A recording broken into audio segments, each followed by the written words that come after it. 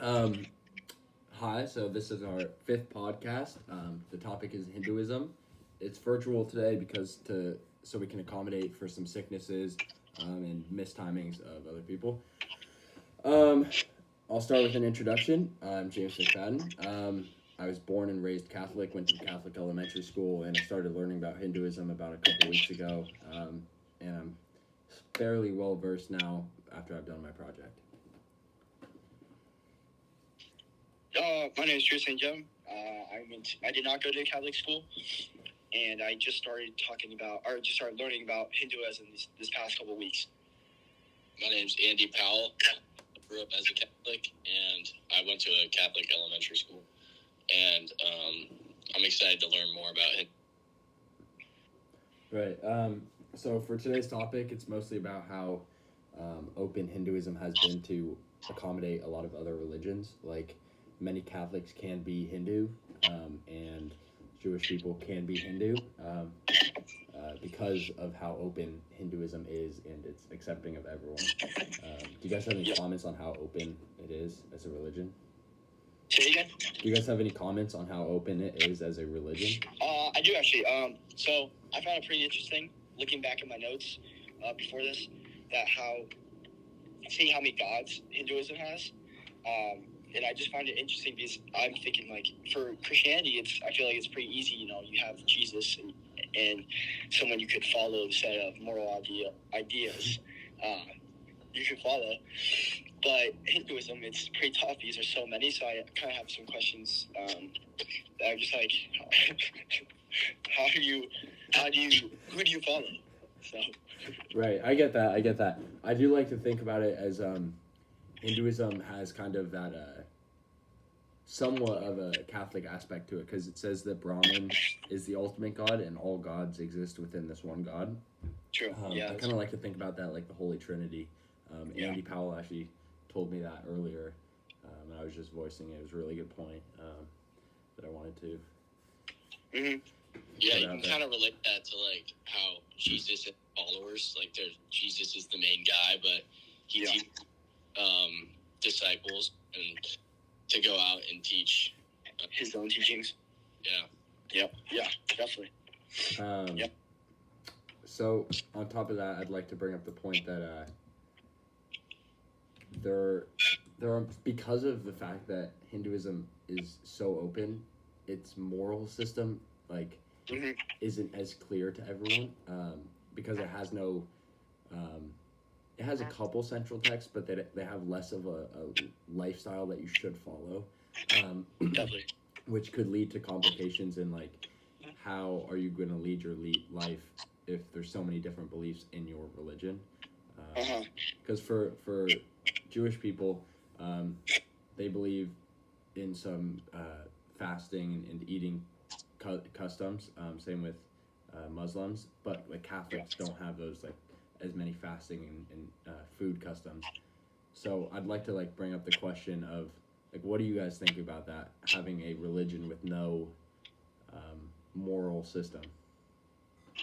I mean, I can go first on that. I feel like every religion is gonna believe in something greater, and even though there's a loss kind of expected for the followers to believe some of the same things and have a greater idea that everyone understands.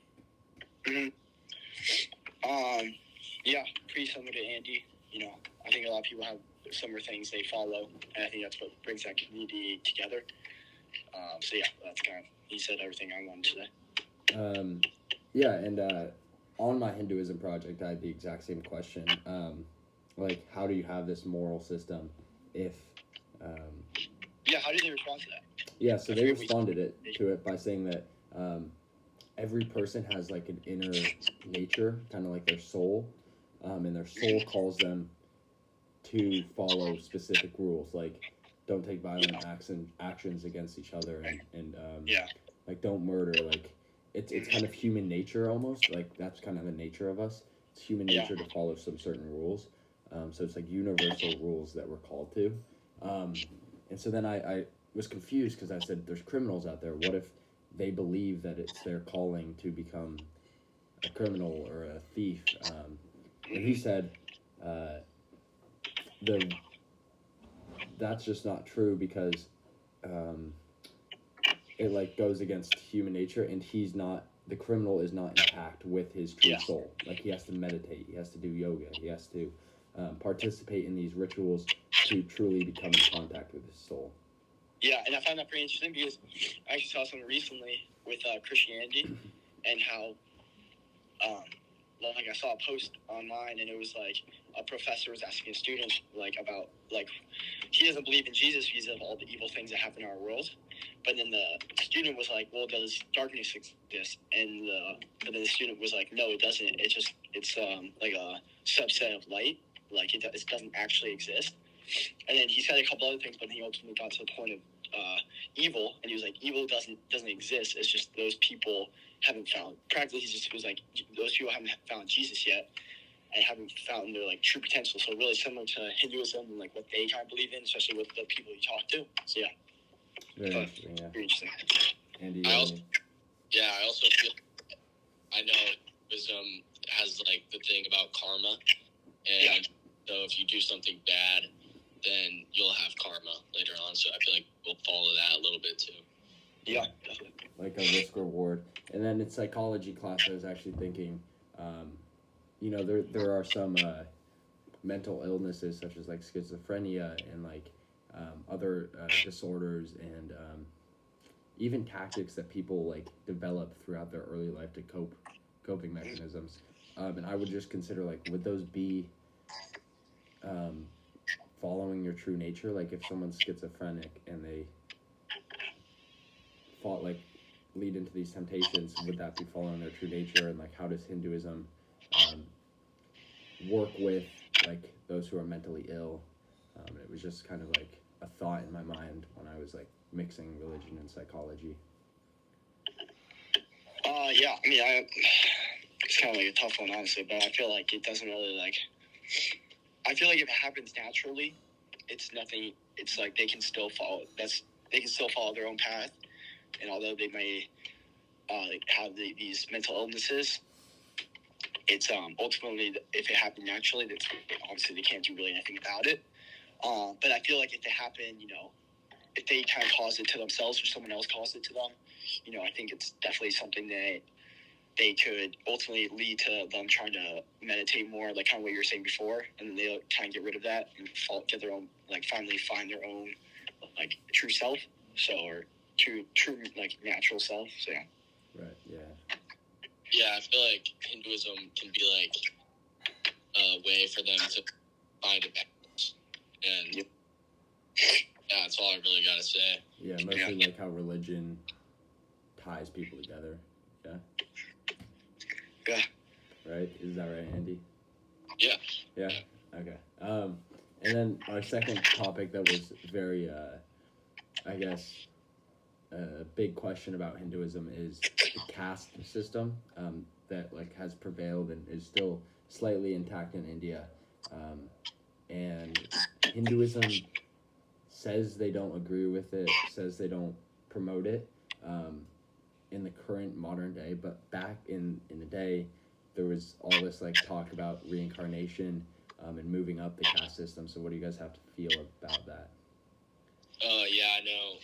A group in class today just presented about Hinduism, and we're taught that the leader of the church in Cisco was saying how he doesn't believe like the caste system matters anymore.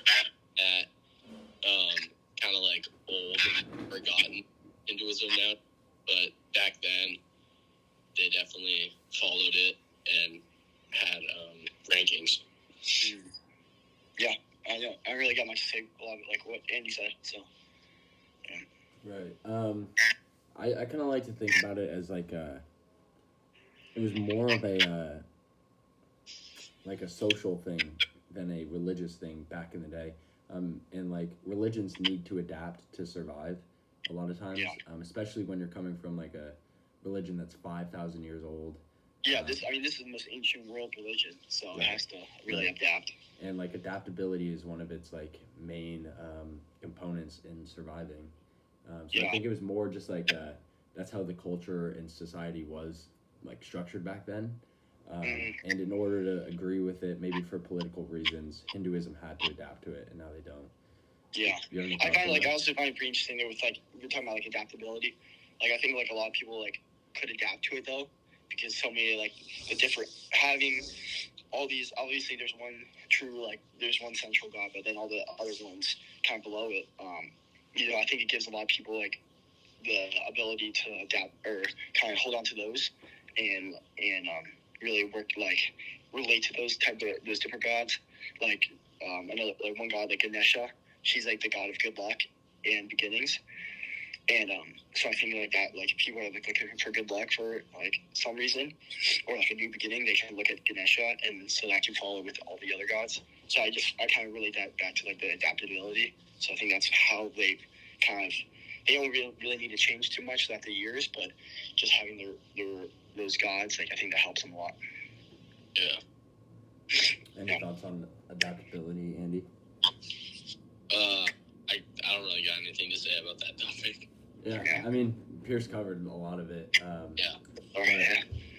It's just interesting to see how a old religion can develop to be like where it's at nowadays. Do you guys question the validity of Hinduism? Say again, sorry, cut out. So like, would you guys consider Hinduism like a valid religion if every religion belongs to it? Why not have one religion that like well, yeah, you know what I mean? Like if you can just absorb everything, like is it really a religion at that point? That's why I feel like honestly at the end of the day I mean I know we're talking about Hinduism, but like Jesus Christ, I feel like he's like always the kind of like the easiest person to fall on to, because it's one guy, like doesn't have any flaws ever in his life. He died for our sins. Like he's kind of like, it feels like he's kind of like the only one that we've learned about that was like love your enemies. So that's like kind of like I think when flaw in my point of view, I see it from Hinduism. Like since it's so many, and I know I said like a lot of people can adapt to different or like relate to different gods, but I think like that can have a leadway into being like people kind of lose the true sense of what each god like is meant for. So yeah.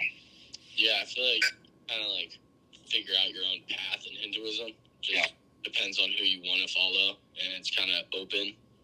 Whereas like Jesus, you like dedicate what he created and what God created. Yeah. I think that would sum it up pretty well for us. You know, as always, thanks to our like co-hosts and Andy for setting up the like logistical meetings and documents for us. All right, it's been good. All right, thank you. All right.